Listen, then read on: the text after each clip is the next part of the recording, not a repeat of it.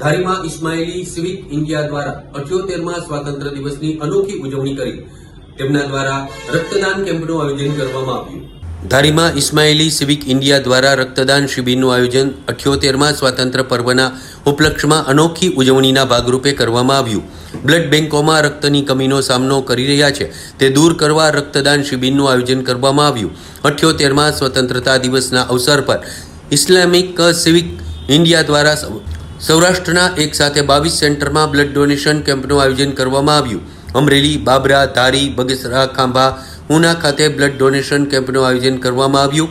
કેમ્પમાં 400થી વધુ રક્તદાતાઓ દ્વારા રક્તદાન કરવામાં આવ્યું છે। અમારા ખોજા સમાજ દ્વારા ઇસ્માઇલી મુસ્લિમ સમુદાયના સિવિકના બેનરના હેઠળ નેજા હેઠળ દર વર્ષે વિવિધ 20 સેન્ટરો ઉપર આયે બ્લડ ડોનેશનનો કાર્યક્રમ કરવામાં આવે છે અને અંદાજે 80થી 100 બોટલ જેવું લોહી એકત્ર કરવામાં આવે છે। આ કાર્યક્રમની અંદર કોઈપણ જાતના નાત જાતના ભેદભાવ વગર સમગ્ર આગળ ધારી તાલુકાના આજુબાજુના દરેક વેપારી મિત્રો, દરેક સમાજના અગ્રણીઓ, આગેવાનો ઉત્સાહી રૂપે અમને આ બ્લડ ડોનેશનમાં સહકાર આપે છે, તેનો અમે ખૂબ ખૂબ આભાર વ્યક્ત કરીએ છીએ।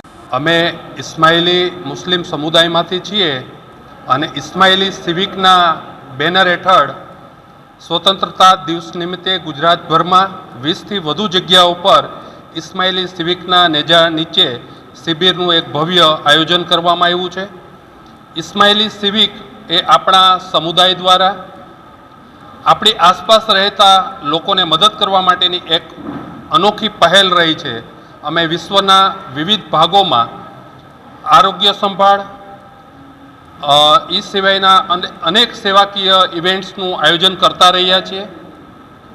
ભારતમાં ઇસ્માઇલી સિવિકે અગાઉ ગુજરાત, મુંબઈ અને હૈદરાબાદ જેવા અનેક રાજ્યોમાં આરોગ્ય સંભાળ અને રક્તદાન શિબિરોનું આયોજન કરતા આવ્યા છીએ। કેટલા સમયથી રક્તદાનનો કાર્યક્રમ હોય છે? છેલ્લા ઘણા વર્ષોથી અમે સેવાકીય અલગ અલગ વિવિધ સેવાકીય પ્રવૃત્તિઓ સાથે જોડાયેલા છીએ।